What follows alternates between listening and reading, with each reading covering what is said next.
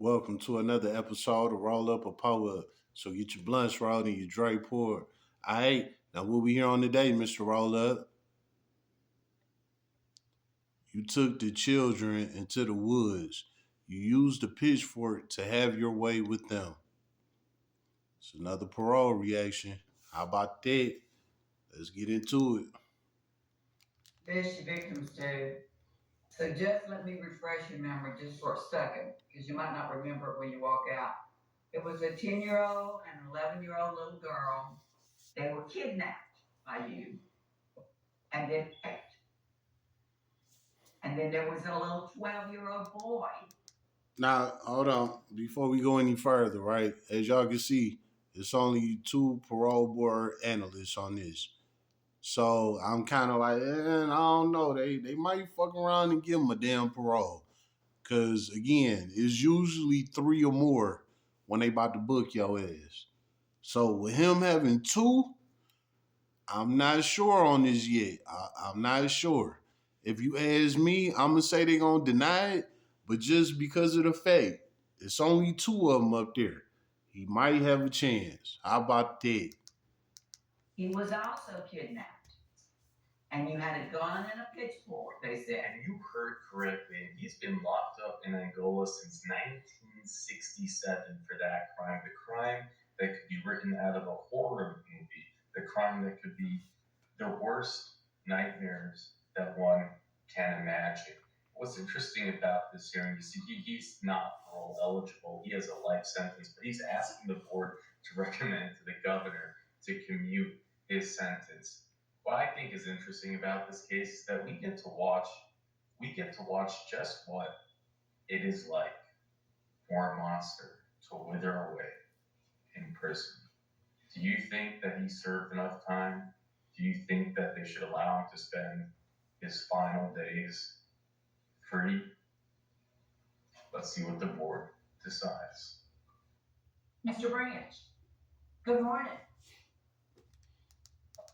Hold up. I spoke too quick. They only showed two of them, as y'all seen. But look at the number 9. It's 5 of them. Your ass through. How about that? And it look like you got a damn victim down here in the right hand corner. Oh my God, this about to get ugly. Mind you, this guy been locked up since the 60s. You know what I'm saying? Don't think that all these chomos get away because they don't. Not all of them, man. A lot of them get their ass booked. It just be the ones that don't get that much time that get broadcasted. But the ones that get slammed, they don't get talked about. They do not talk about them. And that's why we here doing this on the Roll Up a Poet channel. I gotta make y'all understand that all of them chomos, they don't get off.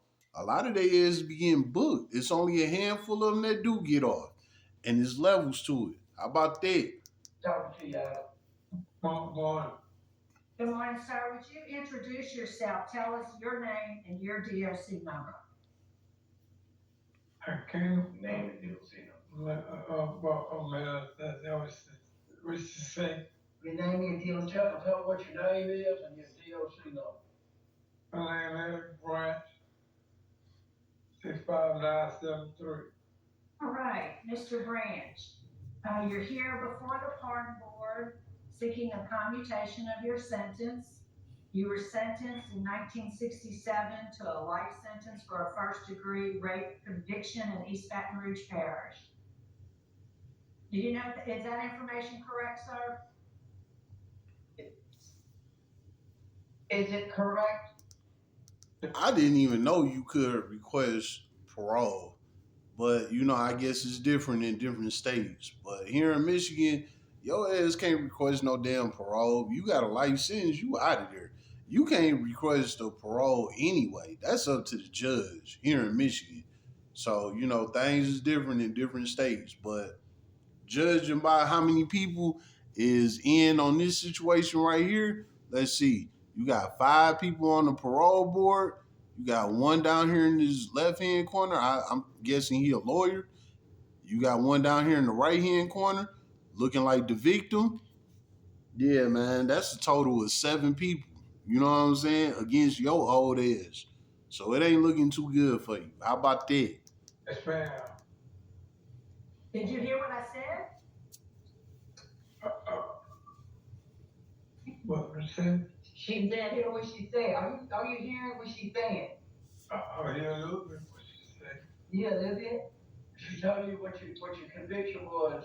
You was convicted in '67, I believe, for aggravated rape, First degree rape. first degree rape. Is that correct? Uh, Yes or no? Is that correct? I, Were you convicted for first degree rape in 1967? yes, ma'am. Okay. Thank you. I appreciate the help. Let me just, for those who are listening and participating today, I want to acknowledge those who are here on Zoom. We have the Parole Project, Mr. Kerry Myers, Lisa Glasper, Mr. Branch's daughter, and here with us in Baton Rouge, we have Mr. Robert Glasper, and at the appropriate time, we'll call on those folks to speak if they choose to do so. So, Mr. Branch, do you know why you're in prison? Yes, Do you know why you're in prison? yes, ma'am. You want to tell us why you're in prison? Can you Tell tell them them what you did to go to prison. Honestly, Tell them what you did to be in prison. it's still rape in my, Okay. How long you been in jail? How long have you been in there, go? I've been in there goals since, I've been in there goals since 19, Look, he been locked up so damn long, he can't even remember how long he been locked up. This just go to show you, all of them chomos don't get no damn 3 or 4 years. Some of theirs get booked too, just like murderers. You know what I'm saying? How about that? 67, I believe. Yes, sir. That's what I got. So, Warden Benoit or Warden Ambo, what can y'all tell us about Mr. Branch? We can tell you that Mr. Branch is a minimum C. He's assigned a bear one. He actually worked as a janitor, cleaner whenever he can. He has a total of 29 DB reports, with his last one being April 24, 2006 for a Rule 4. He has completed sex offender treatment. He also completed auto mechanics in 1980. He did 100 hours pre-release and his tire is low. He is assigned to one of our nursing dorms. Yeah, he been locked up damn near 60 years. He better had got all them damn programs completed. What the fuck else he been in there doing? Person, to get help from nurse aides and stuff like that. So he has trouble, and he's in a wheelchair. He has trouble with things. Okay, well, let's, before we start our line of questioning, we'll hear from those who want to. Mr. Myers with the Parole Project. Good morning, Kerry Myers with Louisiana Parole Project, here to let the board know that we're here to support Mr. Branch. He is a client of Parole Project. Should this board give him a recommendation, Parole Project would provide him the transitional support he needs, and we are prepared, if necessary, to provide him long-term support. Mr. Branch has been incarcerated for 57 years. He is 85 years old. He is 57 years. Like I said, damn near 60 years, man. Do not think that all of these chomos get off. This guy been locked up 57 years for that shit. You know what I'm saying? How about that? He would be classified as he is classified as a 10-6 lifer. He is not parole eligible, however, because he went to trial and did not take a plea bargain. That's why he's here in front of this. So he took his case to trial and he lost. When they probably offered him something, they probably offered him like 30, 40 years. And he didn't take it. He thought he was going to beat it. Now here he is double that time, 60 years in, and he begging for a parole. If you would have just took the damn plea deal instead of going to trial, you probably would have been gone home. You know what I'm saying? Probably like 20 years ago. this is why you don't play at trial, man. Because you go to trial and you lose, they bang your ass. Ain't no getting out. You through. Board today. So we just want to let the board know that we are here to provide Mr. Branch the support and services he needs. Okay, good, thank you. And Miss Lisa Glassford? Man, What kind of sickness do you have? I can't understand you. Miss Lisa, is there something you want to say? On Saturday, I guess he called him on Saturday. He after lunch he fell out and they took him to the treatment center. So I don't know if there's any medication that's stopping him from hearing or talking clearly. But What would you like us to know about? he's a very kind, understanding man. I don't know too much about my father because at the age of 2 weeks he got incarcerated. So I would like to see if they'll give him a chance to come home. I visit him since I've been 5 years old. My mother is deceased now.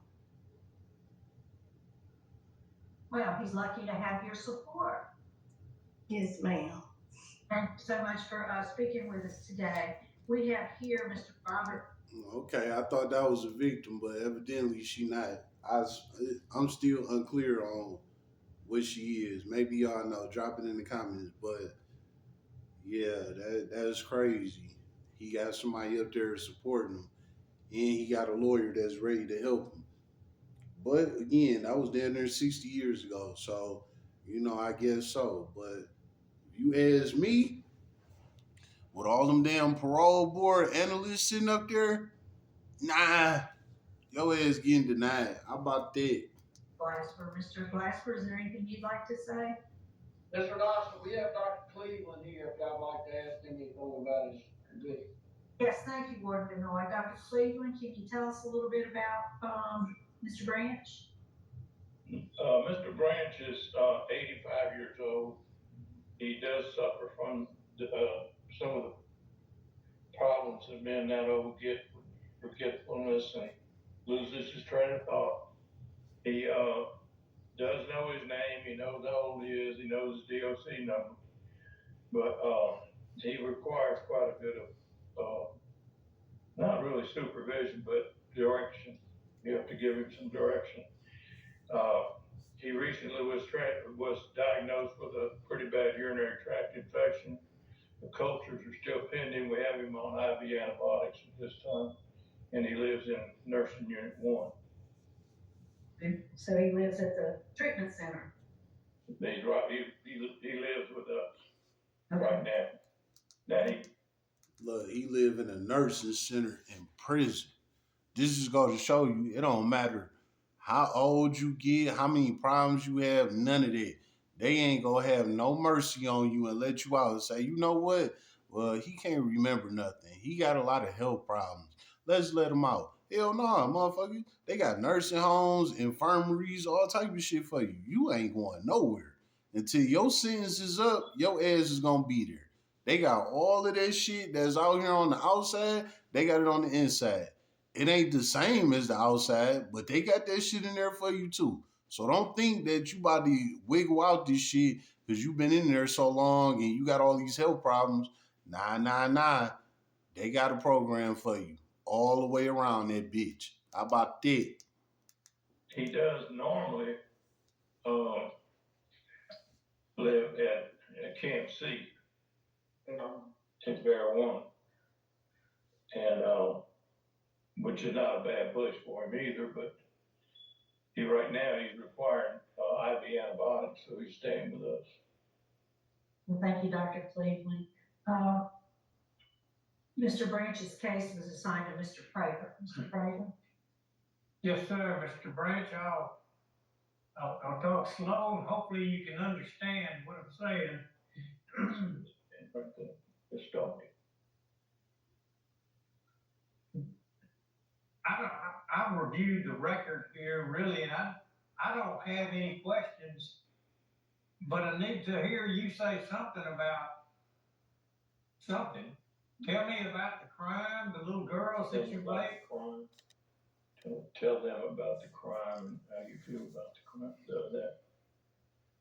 Well, they say that I picked up some children in a car. There you go. You done fucked up right off the rip. They say I did this. Bro, the parole board wants to hear your testimony. The parole board wants to hear your honesty. The parole board wants to hear your remorse. They don't want to hear no allegations, what this person said, what them people think, how these people feel. They don't want to hear none of that shit. Look at the guy that's assisting him. Look at his face. Yeah, the guy in the white tuxedo, white suit. He looking like, what the fuck? Here you go. You already bullshitting. You've been here 60 years and you still talking about what they said. What did you do? They took your children over to their place and had sex with one of them and drove back, carried back into town. Did you do that? I can't say I did that. I don't know if I did that or not.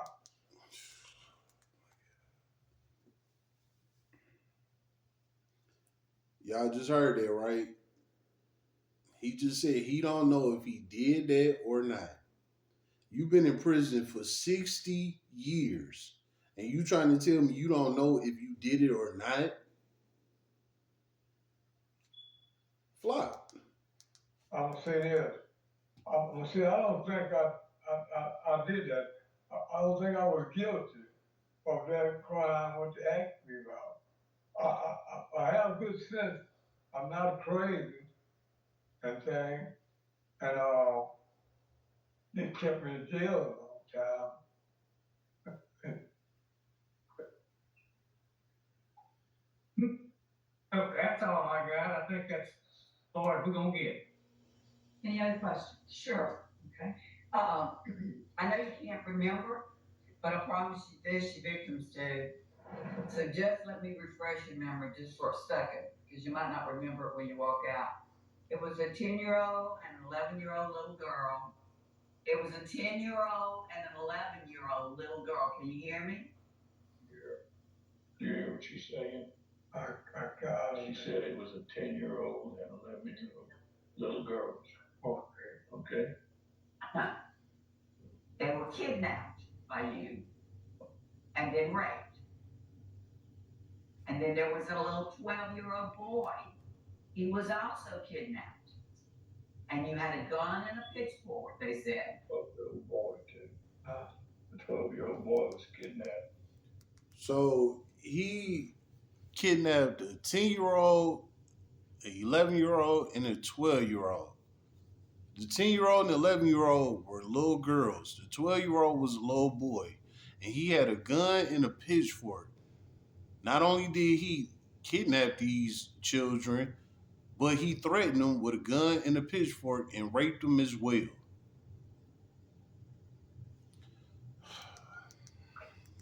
And rape. No, he was not raped. The boy not raped. Just the two girls, little boys.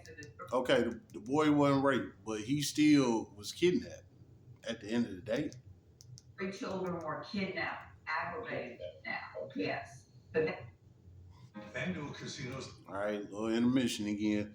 Well, y'all heard that, right? He kidnapped 3 kids, 10, 11, and 12, 2 girls and a boy. He raped the 2 girls, and he basically threatened the little boy. This is why he got a life sentence, man. And he's sitting up here talking about what they said he did. What did you do, motherfucker?